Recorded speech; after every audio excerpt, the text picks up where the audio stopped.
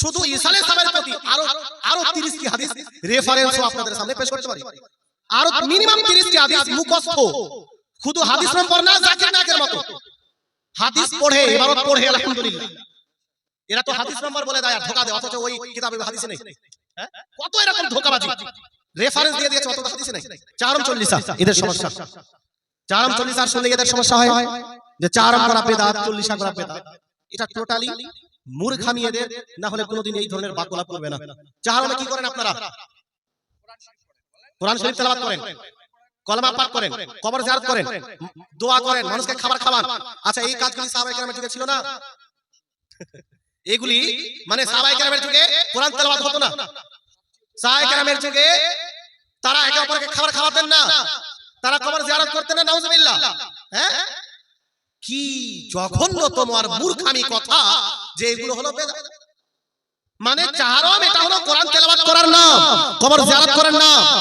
আপনার কি বলে মানুষকে খাবার খাওয়ানোর নাম, তাসবিহ তাহলিল পাঠ করার নাম। এই সমস্ত কর্ম হাদিস দ্বারা প্রমাণিত, বরং নবী পাক এই কাজগুলি করার আদেশ দিয়েছেন, বলেন সুবহানাল্লাহ। মা আয়েশা বলেন রাসূল করিম সাল্লাল্লাহু আলাইহি ওয়াসাল্লাম বলেছেন, মান মাতা ওয়া আলাইহি সিয়ামুন সামা আনহু ওয়ালিয়ুহু। নবী পাক বললেন, যদি কোনো ব্যক্তি ইন্তেকাল করে আর তার দায়িত্বে কিছু রোজা বাকি থাকে, তার দায়িত্বে কিছু রোজা বাকি থাকে। আমরা যারা আছি সবারই কোন না কোন রোজা তো বাকি আছে, নাকি প্রত্যেক রমজানের প্রত্যেকটি রোজা আপনি রেখেছেন সাবালক সাবালিকা হওয়ার পর থেকে? কোন না কোন রোজা তো ছুটেছে না? নবী পাক বললেন, যে ব্যক্তি ইন্তেকাল করলো অথচ তার দায়িত্বে রোজা বাকি আছে, কিছু রোজা সে ছেড়ে দিয়েছে, তাহলে করণীয় কি? নবী পাক বললেন, তার পক্ষ থেকে তার অভিভাবকেরা যেন রোজা রাখে। কেন? নবী পাক বললেন, যদি তার পক্ষ থেকে তার অভিভাবকেরা রোজা রাখে, ওই রোজার নেকি মাইয়াত পেয়ে যাবে, বলেন সুবহানাল্লাহ। নবী পাক বলে দিলেন, মৃত ব্যক্তির তরফ থেকে ইসালে সওয়াবের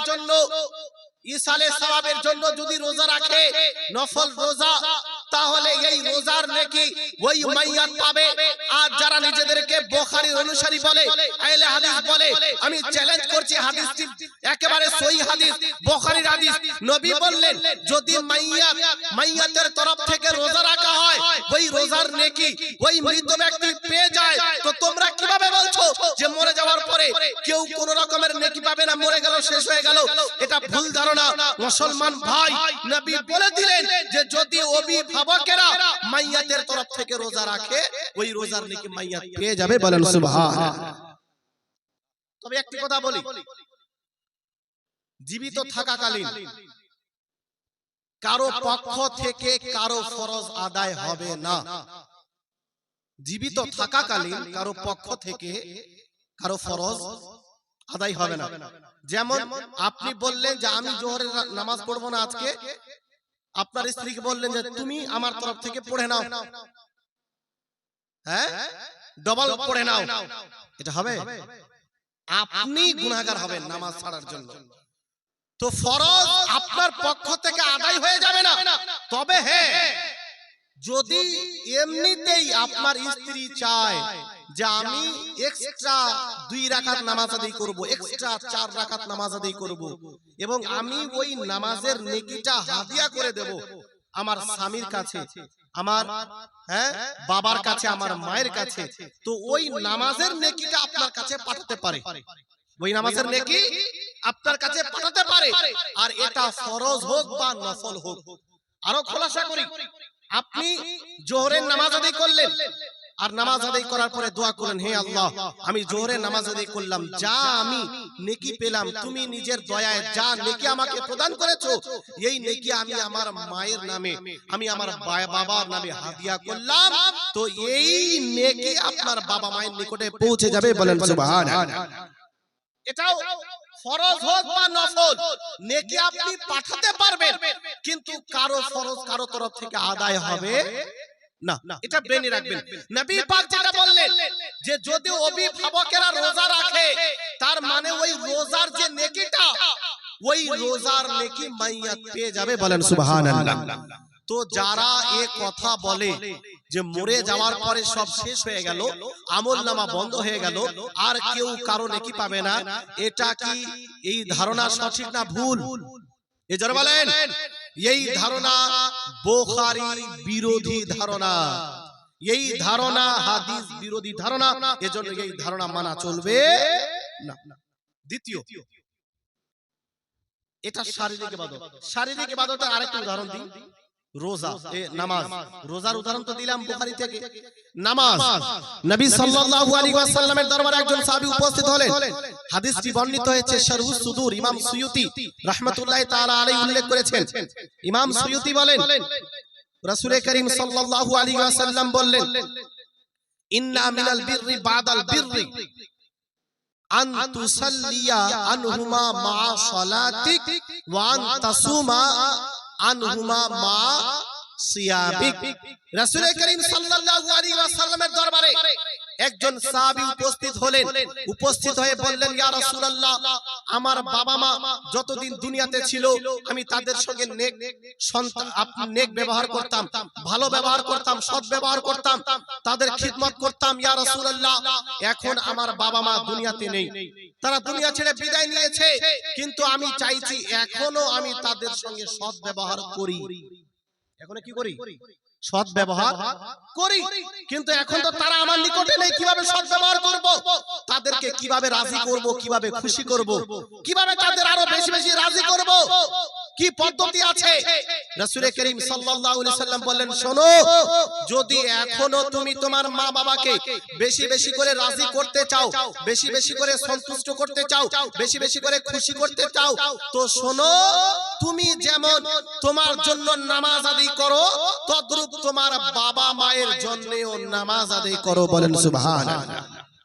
আন তুসাল্লিয়া আনহুমা মা সালাতিক, যেমন তুমি নিজের জন্য নামাজ আদায় করো, তদ্রূপ তোমার বাবা মায়ের জন্য নামাজ আদায় করো, অর্থাৎ বেশি বেশি করে নফল নামাজ আদায় করো। যদি তুমি তোমার বাবা মায়ের ইসালে সওয়াবের জন্য নফল নামাজ আদায় করো, ওই নফল নামাজের নেকি তোমার বাবা মা পাবে, আর যখন তারা পাবে নেকি পাবে, আর নেকি পেয়ে তারা খুশি হবে, বলেন সুবহানাল্লাহ। বাবা মায়ের ইন্তেকালের পরে কিসের প্রয়োজন? নেকির প্রয়োজন। যে কোনো ব্যক্তির ইন্তেকালের পরে নেকির প্রয়োজন। নেকি যে যত বেশি পাবে তত খুশি হবে।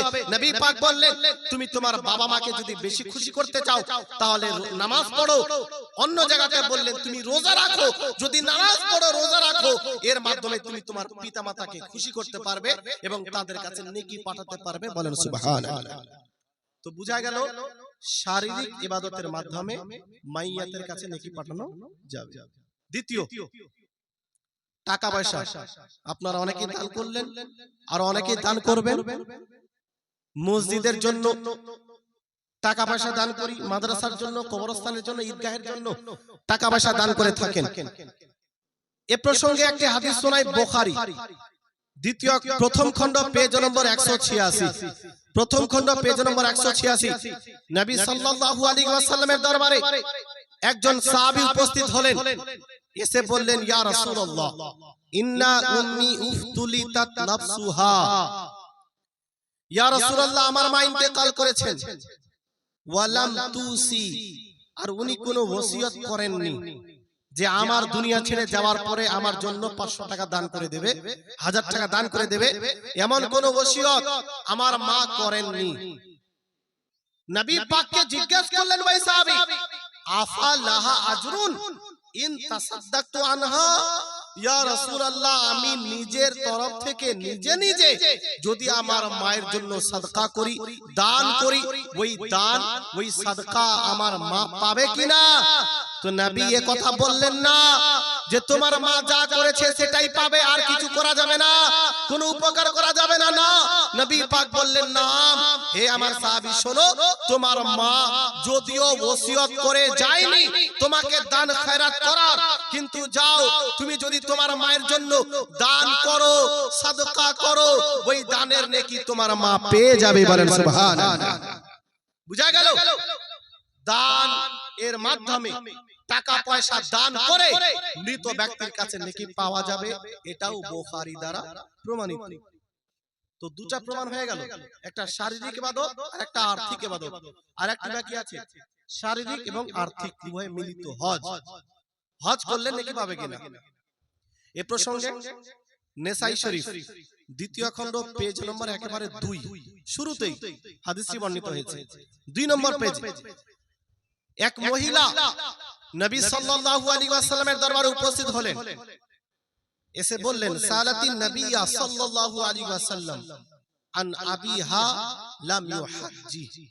নিজের পিতা সম্পর্কে জিজ্ঞেস করলেন ওই মহিলা, ইয়া রাসূলুল্লাহ, আমার পিতা দুনিয়াতে থাকাকালীন হজ করেনি, আমি যদি আমার বাবার তরফ থেকে হজ করি নফল হজ, ওই হজের নেকি আমার বাবা পাবে কিনা? তো নবী আলাইহিস সালাম এই কথা বললেন না তোমার বাবা যা করেছিল সেটাই পাবে, এখন তো সে মরে গেছে, তার আমলনামা বন্ধ হয়ে গেছে, এই কথা বললেন না। নবী পাক বললেন হুজ্জি আন আবিকি, হে মহিলা যাও তুমি তোমার বাবার তরফ থেকে গিয়ে হজ করে নাও, ওই হজের নেকি তোমার বাবা পেয়ে যাবে। বলেন সুবহানাল্লাহ। তো নবী পাক ক্লিয়ার করে দিলেন হজ করলে যদি মেয়ে হজ করে বাবা ওই হজের নেকি পাবে, যদি ছেলে দান করে ওই বাবা মা দানের আপনার সদকার নেকি পাবে, যদি নামাজ পড়া হয় রোজা রাখা হয় ওই নামাজ রোজার নেকি বাবা মা পেয়ে যাবে। বলেন সুবহানাল্লাহ। তিনটাই ইবাদত হাদিস দ্বারা একেবারে স্পষ্ট যে মাইয়াতের জন্য যদি কোনো ব্যক্তি এই নেক কাজগুলো করে তাহলে তারা অবশ্যই কবরে নেকি পায়। এবারে আমি আপনাদের আরেকটি এদের ধোঁকাবাজি থেকে একটু সাবধান করি। এরা বলে ইন্তেকালের পরে টোটালি আমলনামা বন্ধ হয়ে যায়, এজন্যই আসলে যখন অঙ্কের সূত্রই ভুল হবে তো ওই সূত্র অবলম্বন করে যত অঙ্ক করবে কি হবে, সব ভুল হবে। সংখ্যা যদি ভুল হয় তো যত উদাহরণ দিবে সব উদাহরণ কি হবে, ভুল হবে। তো ওয়াহাবিদের সমস্যা হলো এরা আসল সংজ্ঞাই জানে না, মূল সূত্রই জানে না, সূত্রতেই এদের গন্ডগোল। যখন সূত্রে গন্ডগোল তো যত কথা বলে ওই সূত্র অবলম্বন করে সমস্ত কথাই এদের ভুল হয়। এটা হলো মূল সমস্যা। এরা বলে যে আমলনামা টোটালি বন্ধ হয়ে যায়, অথচ আমলনামা টোটালি বন্ধ হয় না। সহিহ হাদিস মুসলিম শরীফ দ্বিতীয় খণ্ড পেজ নম্বর 41 নবী আলাইহিস সালাতু ওয়াস সালাম বলেন, আপনার কি বলে ইদা মাতাল ইনসান, যখন মানুষ ইন্তেকাল করে মারা যায়, ইনকাতা আনহু আমালুহু ইল্লা মিন সালাস, তার আমলনামা বন্ধ হয়ে যায় কিন্তু তিনটি বন্ধ হয় না। বলেন সুবহানাল্লাহ। অপর হাদিসে আরো 7টির কথা বলা হয়েছে, এখানে 3টির কথা বলা হয়েছে, অপর জায়গায় 7টির কথা বলা হয়েছে যে এই আমলনামাগুলো বন্ধ হয় না, জারি থাকে, মাইয়াতের কাছে নেকি পৌঁছাতেই থাকে। কি নবী পাক বললেন একটি সাদকায়ে জারিয়া, সাদকায়ে জারিয়া মানুষ কবরস্থানের জন্য জায়গা দান করেছিল, মসজিদের জন্য জায়গা দান করেছিল, ঈদগাহের জন্য জায়গা দান করেছিল, ওই জায়গা দান করে তো চলে গেছে, ইন্তেকাল করেছে, মসজিদের জায়গা দান করে চলে গেছে, কিন্তু কিয়ামত পর্যন্ত ওই ঈদগাহের জন্য জায়গা দেওয়ার জন্য, ঈদগাহে জায়গা দেওয়ার জন্য, মসজিদে জায়গা দেওয়ার জন্য, কবরস্থানে জায়গা দেওয়ার জন্য সে নেকি পেতেই থাকবে। বলেন সুবহানাল্লাহ। মসজিদে টাকা দান করেছে এটা শেষ হয় না, এটা নিয়মিতভাবে সে নেকি পেতেই থাকবে ইন্তেকালের পরেও। তারপরে আমার নবী বললেন যে যদি সে কাউকে শিক্ষা দেয়, এমন শিক্ষা যে শিক্ষার মাধ্যমে অন্য কেউ উপকৃত হয়েছে, আমি আপনাদের শিক্ষা দিলাম, আপনারা এতগুলো মশলা জানতে পারলেন, এতগুলো হাদিস জানতে পারলেন, এটার উপরে আমল করছেন, আপনি আমল করবেন, আপনি তো নেকি পাবেন, আমিও নেকি পাবো। বলেন সুবহানাল্লাহ। আমাকে যে আমার শিক্ষক শিক্ষা দিয়েছেন, আমি যা ইবাদত বান্দেগী করছি আমি তো নেকি পাচ্ছি, আমার শিক্ষকও পাচ্ছেন। বলেন সুবহানাল্লাহ। এইভাবে সিলসিলা চলে যাচ্ছে। তো যদিও আমার উস্তাদ দুনিয়া ছেড়ে বিদায় নিয়ে চলে যায়, কিন্তু আমি যে তার ছাত্র দুনিয়াতে নেক কাজ করছি, এই নেকি কিন্তু আমার শিক্ষকও কবরে পেতেই থাকবেন। বলেন সুবহানাল্লাহ। তো এটা হলো এমন ভালো কাজ এমন শিক্ষা যে শিক্ষার মাধ্যমে অন্য কেউ উপকৃত হয়েছে, লাভবান হয়েছে। এটা হলো দ্বিতীয়।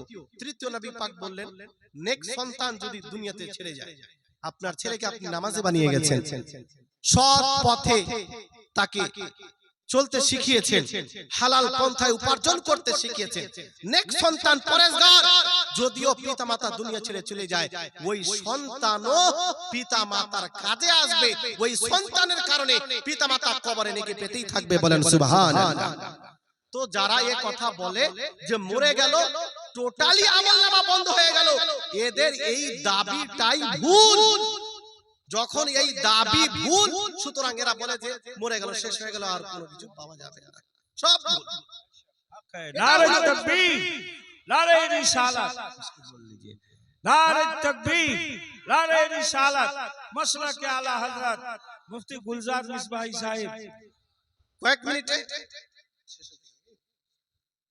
আমি আপনাদের কয়েক মিনিট আগে চাহারম 40 এর বিষয়টি বলে প্রশ্ন উত্তর জবাব দিব, খুব সংক্ষেপে। চাহারম 40 এদের সমস্যা, চাহারম 40 আর শুনলে এদের সমস্যা হয় যে চাহারম করা বেদাত, 40 করা বেদাত। এটা টোটালি মূর্খামি এদের, না হলে কোনোদিন এই ধরনের বাক্যলাপ করবে না। চাহারমে কি করেন আপনারা? কোরআন শরীফ তেলাওয়াত করেন, কলমা পাঠ করেন, কবর জিয়ারত করেন, দোয়া করেন, মানুষকে খাবার খাওয়ান। আচ্ছা, এই কাজগুলি সাহাবায়ে কেরামের যুগে ছিল না? এইগুলি মানে সাহাবায়ে কেরামের যুগে কোরআন তেলাওয়াত হতো না? সাহাবায়ে কেরামের যুগে তারা একে অপরকে খাবার খাওয়াতেন না, তারা কবর জিয়ারত করতেন না, নাউজুবিল্লাহ। হ্যাঁ, কি জঘন্যতম আর মূর্খামি কথা যে এগুলো হলো বেদাত। মানে চাহারম এটা হলো কোরআন তেলাওয়াত করার নাম, কবর জিয়ারত করার নাম। আপনার কি বলে মানুষকে খাবার খাওয়ানোর নাম, তাসবিহ তাহলিল পাঠ করার নাম। এই সমস্ত কর্ম হাদিস দ্বারা প্রমাণিত, বরং নবী পাক এই কাজগুলি করার আদেশ দিয়েছেন। বলেন সুবহানাল্লাহ। সহিহ বুখারী হাদিস নম্বর 12 উঠান।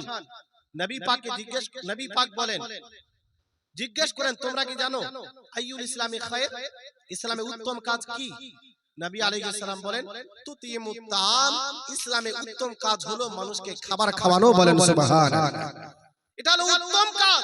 আপনি খাবার খাইয়ে মাইয়াতের কাছে নেকি পাঠাতে পারেন। হযরতে সাদ বিন ওবাদা রাদিয়াল্লাহু তাআলা আনহু, মিশকাত শরীফ আপনার কি বলে 129 নম্বর পেজে এবং 59 নম্বর পেজে, বিভিন্ন ছাপাখানার পেজ আলাদা আলাদা, হাদিসটি বর্ণিত। তিনি কুয়া খনন করেছিলেন নিজের মায়ের কাছে নেকি পাঠানোর জন্য। আগে উনি জিজ্ঞেস করেছিলেন নবী পাককে, ইয়া রাসূলুল্লাহ, আমার মায়ের কাছে নেকি পাঠানোর জন্য আমি কি করব, কোনটা ভালো হবে, উত্তম হবে যে আমার মা নেকি পাবে? নবী পাক বললেন, পানির ব্যবস্থা করে দাও। কুয়া যদি খনন করে দাও, মানুষ পানি পান করবে, যত মানুষ পানি পান করবে তোমার মা নেকি পাবে। আচ্ছা, আমি জিজ্ঞেস করতে যাই, যদি মস্তিষ্ক ঠিক থাকে কোন ব্যক্তির, যদি সামান্য পানি পান করিয়ে নেকি পাওয়া যায়, তো মাংস ভাত খাইয়ে নেকি পাওয়া যাবে না? জোরে বলেন না। হ্যাঁ, বিরিয়ানি খাওয়ালে নেকি পাওয়া যাবে না? অবশ্যই। মানে আপনি পানি খাওয়াচ্ছেন তো নেকি, বলছেন মাংস খাওয়ালে বলে বেদাত, ওই মাংস খাওয়া হারাম, নাউজুবিল্লাহ মিন যালিক। এই হলো মূর্খতার একেবারে যার কোনো সীমা নেই। নবী বললেন যে পানি পান করালেও নেকি পাওয়া যায়, খাবার তো অনেক বড় কথা। তো অবশ্যই খাবার খাইয়ে মাইয়াতের কাছে নেকি পাঠানো যাবে। নবী পাক কবর জিয়ারতের আদেশ দিয়েছেন, কবর জিয়ারত করো, মাইয়াত বেশি বেশি করে নেকি পাবে। একটি হাদিস শোনাই, নবী আলাইহিস সালাম বলেন, মাম মাররা আলাল মাকাবির, শারহু সুদুর 130 নম্বর পেজ, মাম মাররা আলাল মাকাবির, যে কোন কবরস্থান দিয়ে অতিক্রম করলো, অতিক্রম করার সময় কারা কুল হুয়াল্লাহু আহাদ 11 মাররা, 11 বার সূরা ইখলাস তেলাওয়াত করলো। কয়বার? 11 বার। কবরস্থানে 11 বার ইখলাস। নবী পাক বললেন, সুম্মা ওয়াহাবা আজরাহু লিল আমওয়াত, মাইয়াতের নামে বকশে দিল, যেটা আমরা করি, মাইয়াতের নামে বকশে দিল। নবী আলাইহিস সালাম বললেন, উতিয়া মিনাল আজরি বিআদাদিল আমওয়াত, ওই কবরস্থানে যত মাইয়াত আছে সবাইকে তো নেকি দেওয়া হবে, তার সঙ্গে সঙ্গে যে ব্যক্তি 11 বার সূরা ইখলাস তেলাওয়াত করেছে, আল্লাহ পাক মৃত ব্যক্তিদের সমতুল্য তেলাওয়াতকারী কেউ নেকি দান করবেন। বলেন সুবহানাল্লাহ। নবী পাক বলছেন। তো যারা নিজেদের আহলে হাদিস বলে, বাস্তবে এরা হলো হাদিস বিরোধী। এরা হাদিসকে সঠিকভাবে মানে না, হাদিসের প্রতি আমল করে না, আর দাবি করে যে আমরা আহলে হাদিস। খোদার কসম, যে আমলগুলি আমাদের মধ্যে আছে ইসালে সাবাবের ইসালে সাবাবকে সামনে রেখে প্রত্যেকটি আমল হাদিস দ্বারা প্রমাণিত। আমি চাই যে শুধু ইসালে সাবাবের প্রতি আরো 30টি হাদিস রেফারেন্সও আপনাদের সামনে পেশ করতে পারি। আরো মিনিমাম 30টি হাদিস মুখস্থ, শুধু হাদিস নম্বর না, জাকির নাকের মতো হাদিস পড়ে, এবারও পড়ে আলহামদুলিল্লাহ। এরা তো হাদিস নম্বর বলে দেয় আর ধোঁকা দেয়, অথচ ওই কিতাবে হাদিসে নেই। কত এরকম ধোঁকাবাজি, রেফারেন্স দিয়ে দিয়েছে, অত হাদিসে নেই। এরকম অনেক আছে, কিন্তু আলহামদুলিল্লাহ আমরা আহলে সুন্নাত ওয়াল জামাত দলিলি কথা বলি, দালালি করি না। এটা আহলে সুন্নাত ওয়াল জামাতের পরিচয়। ইমাম আহমদ রাজা আমাদেরকে দলিলের পাহাড় দিয়ে গেছেন, প্রত্যেকটি আমলের ভিত্তিতে আমাদের কাছে হাজার হাজার দলিল আছে, বলেন সুবহান।